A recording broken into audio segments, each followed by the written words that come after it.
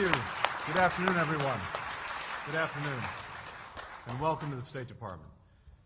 Now, I'm sorry that you have to listen to all of us, and you're standing there. There are no chairs. Now, if it were the State of the Union, you'd be standing and sitting and standing and sitting. But I'm so delighted to see all of you here, and I especially also want to emphasize how pleased I am to see the awardees from this week for the International Women of Courage Award. It was the most inspiring moment of the week, maybe of many weeks, that we had at the White House with the First Lady. And to hear your stories is to be reminded, I think, he just said it so well, of what courage really is. And we're grateful for your presence this afternoon. Let me start by saying to Jen how grateful I am for your extraordinary leadership. 3 years ago today, President Biden established the White House Gender Policy Council. And every day since then, Jen Klein has worked with tenacity and with vision to achieve its mission. Simply stated, equality, dignity, opportunity for every woman and girl. Thank you, Jen.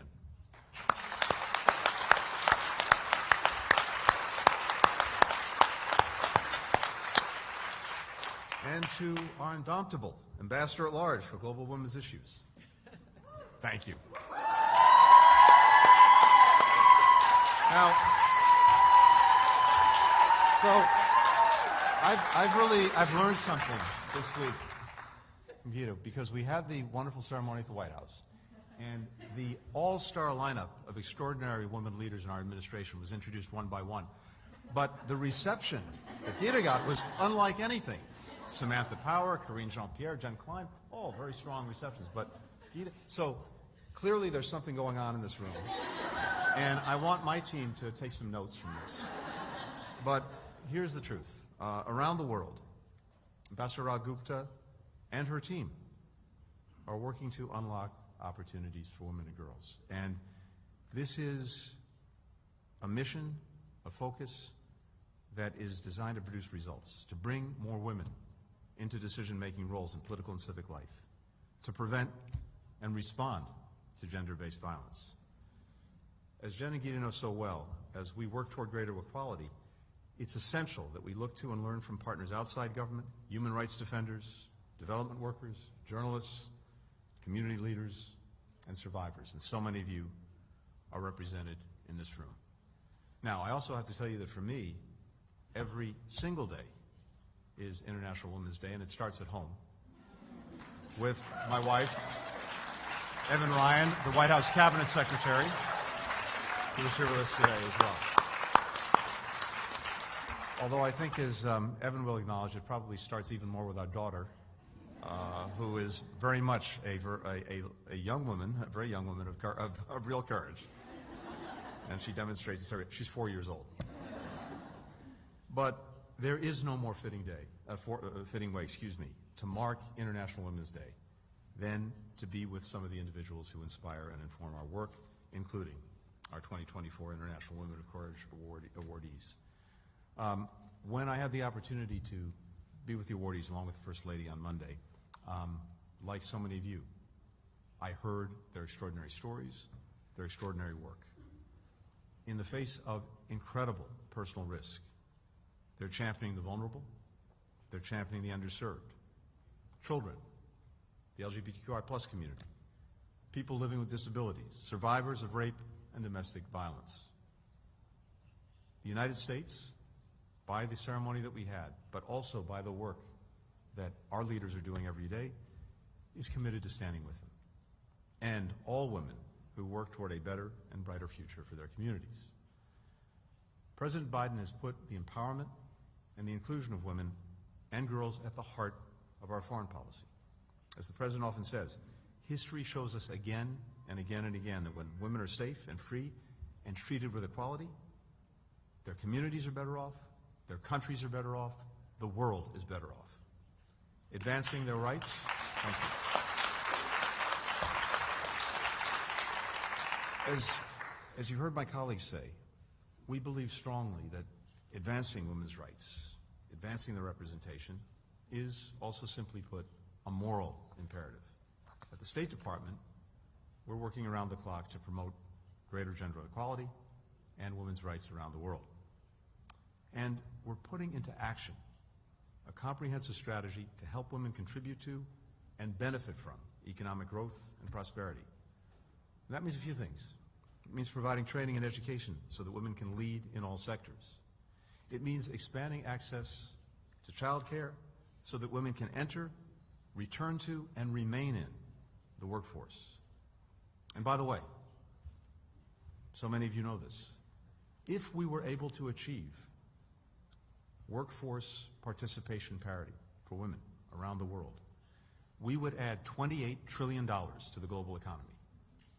Just imagine what our countries, what our societies, what our world could do with those resources. Holding women back, denying their participation, simply put, is bad for everyone. Enhancing it would be good for everyone. Dismantling the legal and societal barriers that stand in the way of a level playing field. In short, helping women gain their rightful autonomy over their own lives while working to close the gender gaps which cost so much to so many of us. We're also working to deliver on our Women, Peace, and Security Action Plan to increase women's participation in conflict resolution and peace-building efforts. And each day, in communities around the world, American diplomats and our partners are advancing women's rights and opportunities and harnessing the benefits that come when they can realize their full potential. But here's the thing. For all the efforts we're making, we simply cannot do this alone. The struggle for women's rights is rooted in solidarity. International Women's Day was founded in honor of the women from all backgrounds, all walks of life, who came together to demand equality. Garment workers protesting unfair pay and horrific working conditions. Russian mothers striking for bread and peace and the right to vote. Eleanor Roosevelt advocating in the United Nations for women's full participation in the life and responsibility of global affairs. Side by side, these great leaders with women from around the world. That includes Hansa Mehta of India, who changed the phrase, "all men are born free and equal," to "all human beings are born free and equal" in the Universal Declaration of Human Rights. We see that same spirit of solidarity today. Women around the world driving solutions to the challenges of our time, of our moment, from climate action to health security to internet freedom. So, for me, this is an opportunity to come by and say simply thank you. Thank you for your extraordinary leadership. Thank you for your extraordinary partnership. We will continue to listen to learn from, to work with each and every one of you. Because the reality is, we have a lot more work to do. But the energy in this room, and not just from Gita's team, makes it clear that nothing is going to get in our way. Now, the three of us have been the opening act for our main attraction, because I want to turn it over now to an incredibly valued partner, one of the Department of State's 2024 IWOC awardees, a tremendous human rights advocate, Vala Habernuga.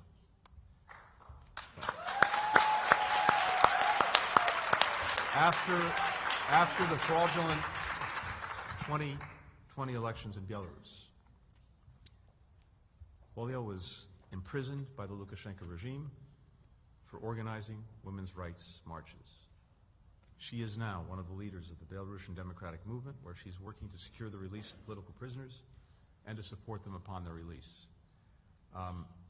This is truly a woman of extraordinary courage, extraordinary conviction, and extraordinary leadership. Thank you. The floor is yours.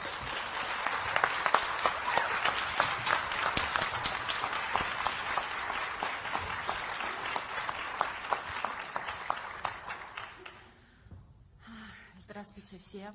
Для меня быть тут огромная честь и гордость, и для меня огромная гордость получить эту премию. Я безгранично благодарна вам, потому что вы узнали о том, что я отважная женщина гораздо раньше, чем я. Я до сих пор не могу в это поверить.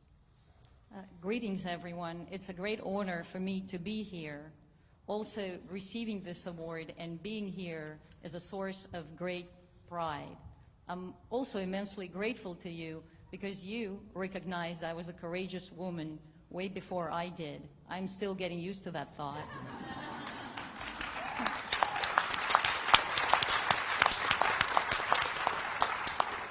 Два года назад в этот день я была в следственном изоляторе. Меня задержали за участие в мирных акциях протеста. Меня посадили в камеру на 6 месяцев просто из-за того, что я не молчала. 2 years ago today, I was in a pretrial detention center, having been detained for taking part in peaceful protest. I was put in a cell for 6 months only for speaking out. Я прошла через унижение, насилие, пытки. Угрожали лишить меня родительских прав. Нас пытали холодом. У нас не было никакой медицинской помощи. И я не получила ни одного письма от моей дочери, хотя написала каждый день. There, I was subjected to violence, to torture, and they threatened to take my parental rights from me. They tortured all of us with cold, with lack of medical care. I didn't receive a single letter from my daughter, even though she wrote to me every single day. Политзаключенные в белорусских тюрьмах помечают вот такой желтой биркой. Это не мой бэдж, это такой символ. 5 политзаключенных уже погибло, 6 из них исчезли. Мы не знаем, куда пропали эти люди, они находятся в инкоммуникадо. Political prisoners in Belarus are made to wear a yellow tag like this, like the one I'm wearing. It's not a badge. 5 people have already died in custody. 6 people have disappeared. We don't know where they are. They're held incommunicado. Несправедливый суд дал мне наказание, ограничение свободы 3 года. И спасаясь от уголовного повторного преследования, я вынуждена была покинуть свой дом. Я была в отчаянии, мне было очень страшно. Мне было очень больно прощаться с моей семьей. After an unfair trial, I was sentenced to 3 years of house arrest. In fear of further criminal prosecution, I was forced to leave my home. I was desperate. I feared for my life, and saying goodbye to my family was extremely difficult. Я была вынуждена однажды ночью перелезть через высокий забор государственной границы между Белоруссией и Литвой и попросить убежище. И я очень разозлилась, и я не сдалась. In the middle of the night, I had to climb over a tall fence at the international border between Belarus and Lithuania and ask for political asylum. It made me very angry, and I did not give up. Я стала представительницей по социальной политике Объединенного переходного кабинета Беларуси, который работает в изгнании. Каждый день я работаю над тем, чтобы помогать политзаключенным и их семьям. Каждый день я ищу пути их освобождения. I became the representative for social policy at the United Transitional Cabinet of Belarus, which is working in exile. Every day, I work to help political prisoners and their families. Every day, I look for ways to secure their release. Я невероятно счастлива узнать всех вас и моих новых сестер-лауреаток премии ВОК. Мы за это время получили столько энергии, столько знаний, столько контактов. I am extremely happy to meet all of you, and I'm very happy to have met my fellow awardees, my dear sisters. During this time, we've gained so much energy from each other, so much knowledge, so many new contacts. Каждый день этой программы мы разговариваем, определяем проблемы, которые есть у нас в стране, мы предлагаем решения. Вы – мое вдохновение, и это точно дает мне силы не опускать руки. И вы сияете ярко, как бриллианты в моем сердце. During this program, we've discussed the issues that our countries are facing. We looked for solutions. We discussed different options. You are my inspiration. Because of you, I am not going to give up. You shine like a diamond in my heart.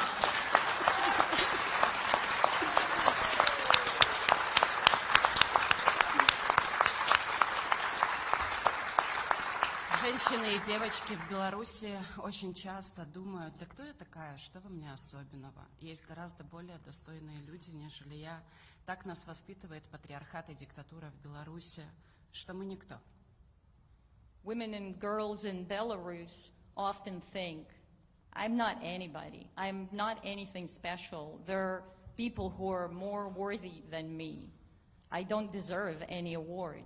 This is how we're being brought up by patriarchy and dictatorship in Belarus. We're taught that we're nobody. 8 марта для них это праздник весны и красоты, что женщина это украшение коллектива, хранительница очага. Они никогда нам не говорят про то, что мы должны бороться за свои права, что у нас должны быть равные возможности и что наш голос должен быть громче. For them, March 8th is just about celebrating the spring and beauty, and women are considered a mere decoration at a workplace and just homekeepers. We're never told that we should fight for our rights. They never talk about equal opportunities and equal rights. They never let us be heard. В Беларуси нет закона о прекращении домашнего насилия. У нас 88 запрещенных профессий для женщин. И прямо сегодня минимум 187 женщин-политзаключенных находятся в белорусских тюрьмах и проходят через насилие и пытки. There is no law against domestic violence in Belarus. There is a list of 88 jobs that women are banned from holding. And currently, there are at least 187 female political prisoners in custody in Belarus, where they're subjected to torture and violence. И я не первая отважная женщина из Беларуси, которая была удостоена такой высокой награды. До меня были Наста Дашкевич и Мария Колесникова. Обе сейчас подверглись репрессиям. И Мария, лауреатка 21 года, Woman of Courage, она до сих пор в тюрьме, и она пропала. I am not the first woman from Belarus to receive this prestigious award. There was Nasta Dashkevich before me and Maria Kolesnikova. They've both been subjected to persecution. And Maria Kolesnikova, a 2021 IWOC awardee, is now in custody and is being held incommunicado. Более года ее родные ничего о ней не знают. Она лишена всего: адвоката, писем, звонков, свиданий.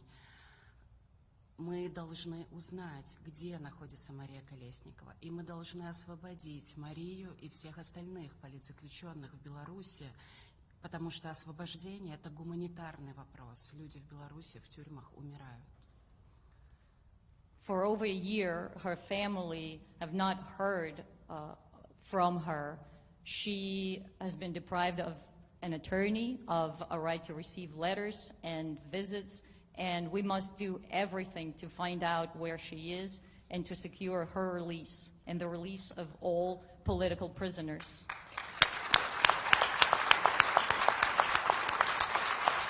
С 2020 года через задержание и несправедливые суды прошло более 8 тысяч женщин.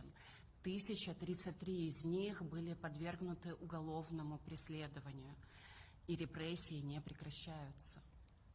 Since 2020, over 8,000 women have been put through detentions and unfair trials. 1,033 of them have faced criminal charges, and repressions do not stop. Отвага для женщин в Беларуси – это не проявление смелости, это необходимое условие выживания в авторитарной патриархальной стране. Courage for women in Belarus is not a manifestation of bravery. It's a necessary condition of survival in a totalitarian and patriarchal country. Ровно 2 года назад они ликвидировали убежище для женщин и их детей, пострадавших от домашнего насилия, в котором я работала почти 20 лет. Мы помогли тысячам женщин, которых избивали, которых насиловали, которых преследовали онлайн, у кого похищали детей или кого продавали в рабство. 2 years ago, today, they shut down a shelter for domestic violence victims that I had worked at for over 20 years. We helped thousands of women who were beaten, sexually assaulted, persecuted online, sold into slavery, and had their children kidnapped from them. А правительство Лукашенко до сих пор закрывает на это глаза. Более 1500 неправительственных организаций было ликвидировано за 2 года, а тысячи девочек и женщин остались без помощи. But the Lukashenko government keeps turning a blind eye to this issue. Moreover, in the last 2 years, over 1,500 NGOs have been shut down, and thousands of women and girls have been left without any support. Самых отважных и непокорных он посадил в тюрьмы. Полина Шаренда-Панасюк, Галина Дербыш. He threw the most courageous and rebellious among us in prison. Polina Sharendo-Panasuk, Halina Dervish. Самых непредсказуемых и выносливых они выгнали из страны. Светлана Тихановская, Светлана Алексеевич. They kicked the most unpredictable and resilient among us out of the country. Svetlana Tikhanovskaya, Svetlana Alexeyevich. Самых осторожных и отчаянных из нас они до сих пор не могут найти, потому что мы в каждом городе и в каждой деревне Беларуси. And they still can't find the most cautious and daring among us because we're everywhere. We're in every city, town, and village in Belarus. Я знаю, что все политзаключенные в Беларуси выйдут на свободу, и мы все вернемся домой. И я вернусь домой. И Беларусь будет свободной, и там будет реальное гендерное равенство. I know that all political prisoners will be released, and we will all return home, and I will return home. Belarus will be free, and there will be true gender equality there. Спасибо и с Международным женским днем всех нас. Thank you, and happy International Women's Day to all of you.